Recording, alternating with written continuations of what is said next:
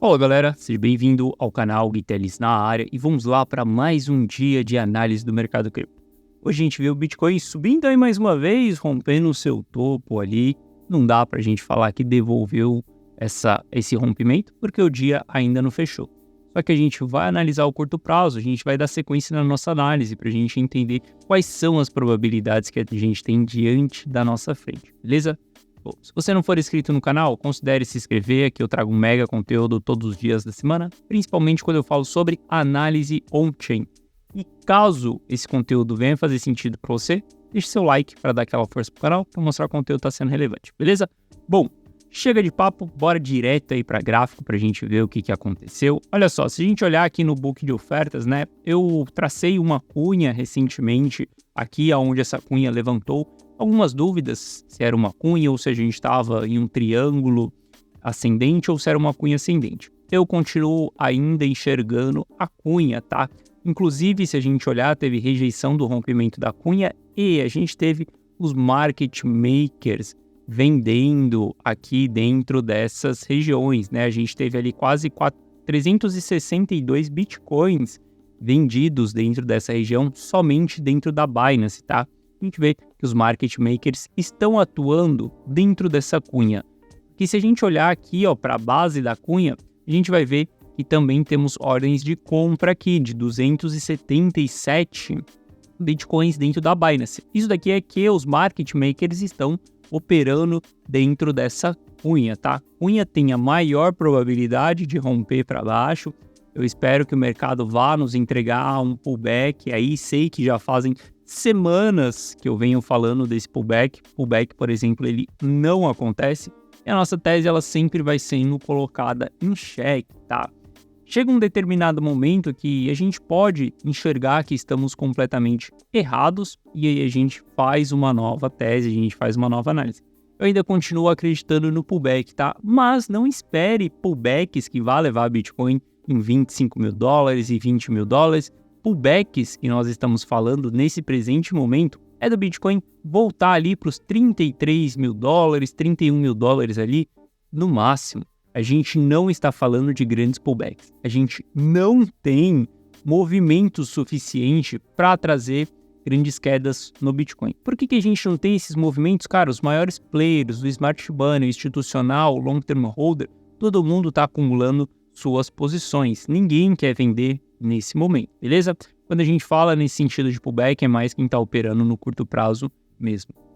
Bom, ontem a gente tinha comentado aqui no canal, né, que a gente tinha uma liquidez aqui em cima de uma galera que começou a apostar em short. Isso daqui não é algo muito bom, é algo que pode sim cancelar o nosso pullback. Se as pessoas ficarem apostando em short, a gente vai ter liquidez suficiente para construir altas artificiais. A gente vê aqui, coletou parte dessa liquidez que eu comentei aqui ontem e o mercado não deu continuidade, algo que foi muito bom. A gente não teve uma grande subida ali na coleta de liquidez.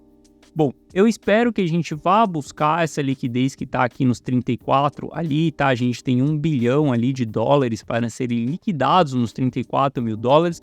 Então eu acredito sim que a gente pode entregar um pullback até os 34. Olha só, se a gente vê os market makers, eles estão com as ordens nos 33 mil dólares. Ou seja, bateu 34, a gente tem aquele flush, né, aquela liquidação, aquela vela, ela é artificial por conta da liquidação. E os market makers estão com o objetivo de capturar isso daqui, beleza? Novamente, posso estar completamente errado na minha análise, a gente pode continuar subindo, a gente pode bater os 40 mil dólares, só que em todo esse cenário eu prefiro não comprar Bitcoin nesse momento. Se for para comprar alguma coisa nesse momento, eu prefiro olhar para Ether e para as altcoins. Nesse momento, cara, eu sou muito mais shitcoiner, né, do que maximalista. Para mim, Bitcoin do jeito que está na análise técnica, ele está sobrecomprado. Eu não entro dentro dessas regiões, beleza?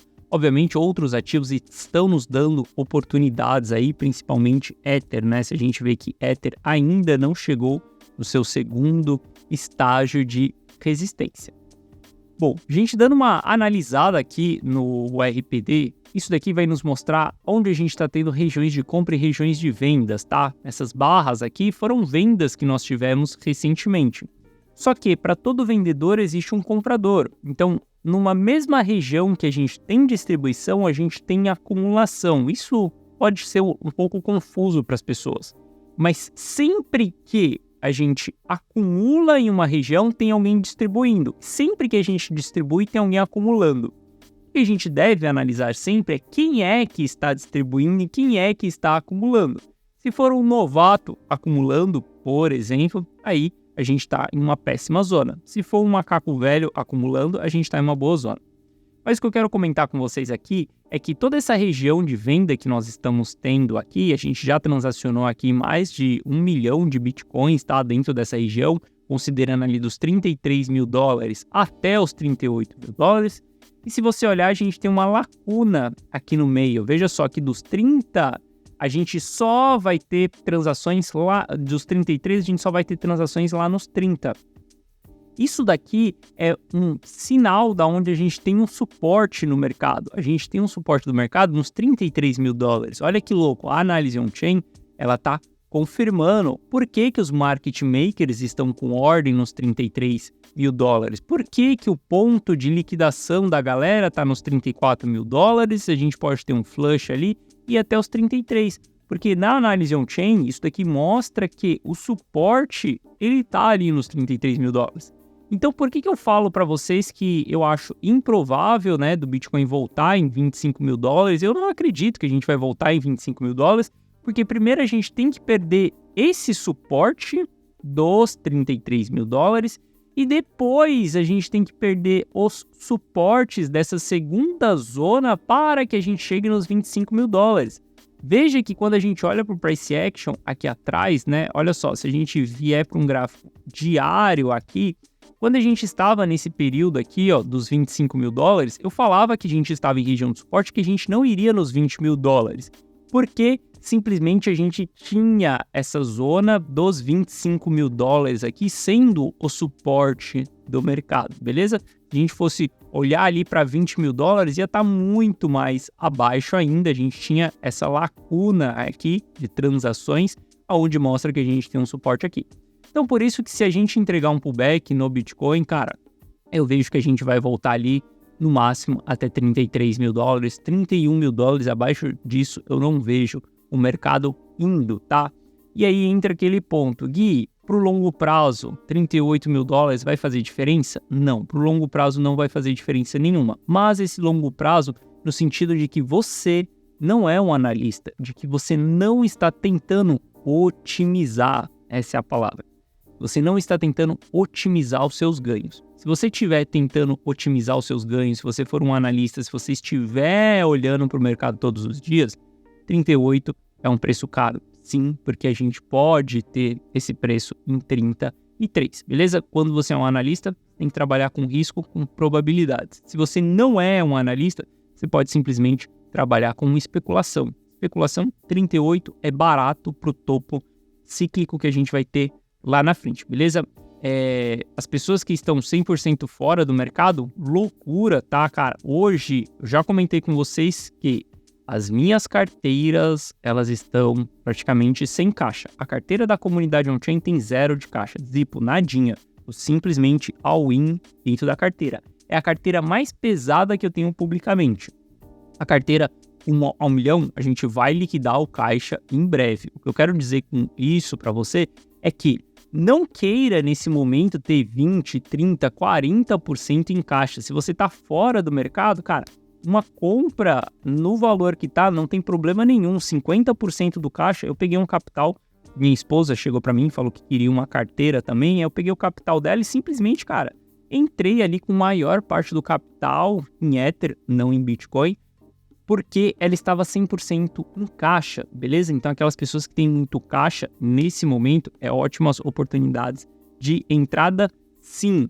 Isso daí porque a gente está pensando que entre você estar fora ou você pagar um pouco caro do mercado, melhor você pagar um pouco caro no mercado do que você ficar fora dessas movimentações. Investimento é uma estratégia, tá, galera? Nós somos estrategistas. Você aí do outro lado, se você está analisando o mercado, você é um estrategista, beleza? Bom, a gente continua com divergência aí no MVRV intradiário, né? E o que eu quero mostrar para vocês é MVRV intradiário de 7 dias. O em amarelo é o de 30 dias aqui.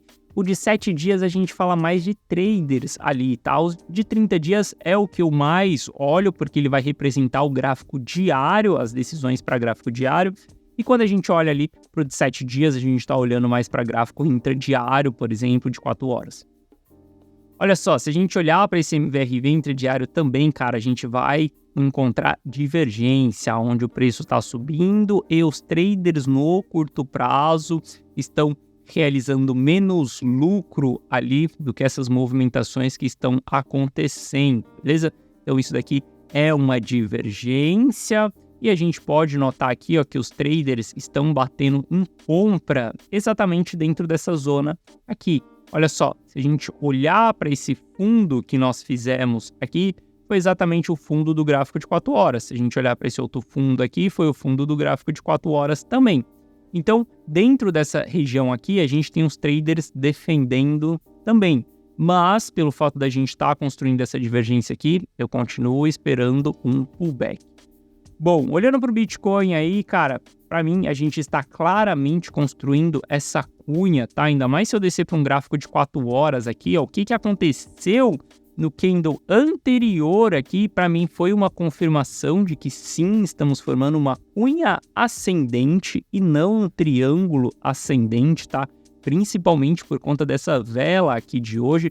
Para mim, isso daqui é um padrão que pode jogar o mercado para baixo, beleza? Agora tem algumas pessoas questionando se isso daqui não é uma bandeira, tá? Uma bandeira de alta. Bom, eu não considero uma bandeira de alta dentro dessa movimentação, porque o padrão de bandeira, ou ele constrói a bandeira para baixo, que é um canal de baixa, tá? Isso daqui é o desenho de uma bandeira, ou a flâmula, sei lá como que chama isso daqui, constrói um triângulo para baixo também, tá? Isso daqui é um outro padrão bullish que a gente continua subindo.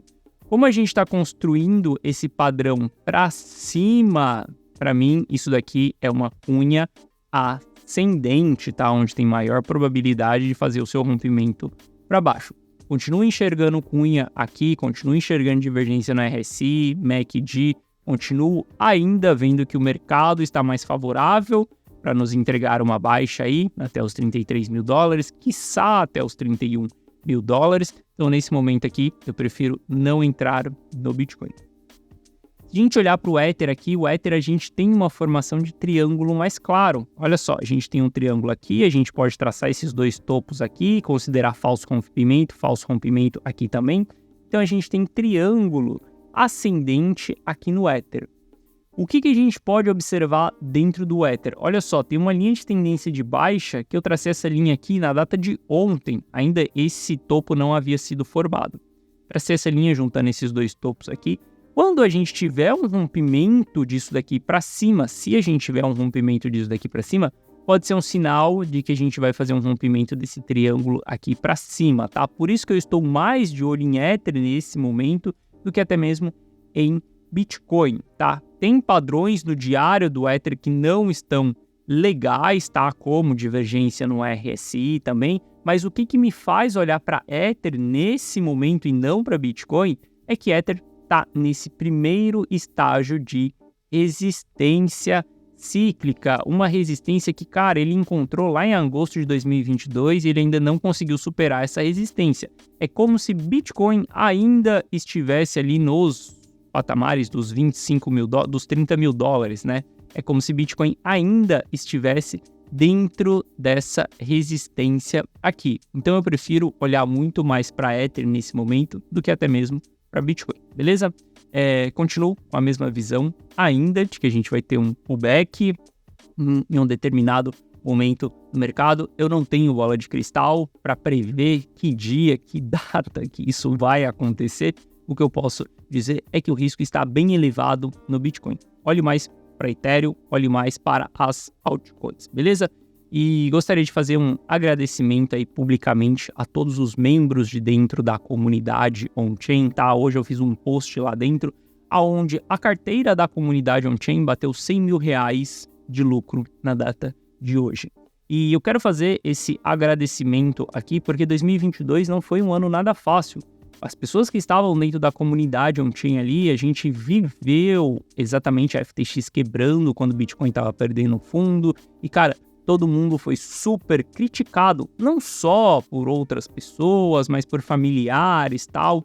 A gente foi muito criticado no sentido de que Bitcoin ia parar mais baixo e que éramos loucos, porque simplesmente estávamos entrando em um ativo que iria colapsar. A The Economy escreveu isso na nossa frente, né? O mundo cripto estava colapsando.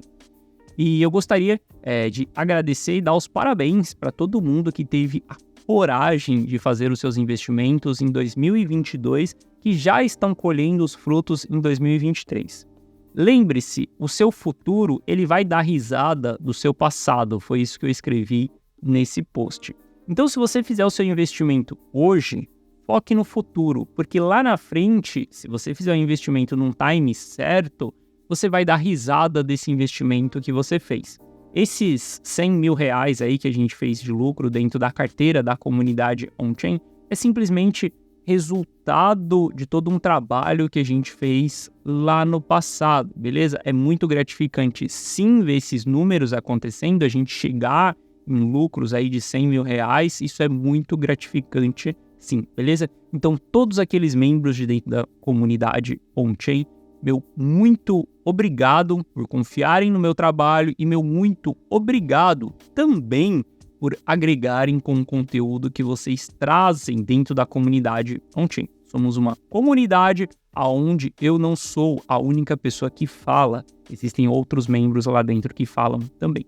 Gostaria de agradecer 3 pessoas em especial, que é exatamente o Fernando Celista, o John e o Nicolas. Sem vocês, cara, a comunidade on-chain não seria o que ela é hoje. Meu muito obrigado, de verdade, todo o compartilhamento que vocês fizeram ao longo de todos esses meses dentro da comunidade on-chain.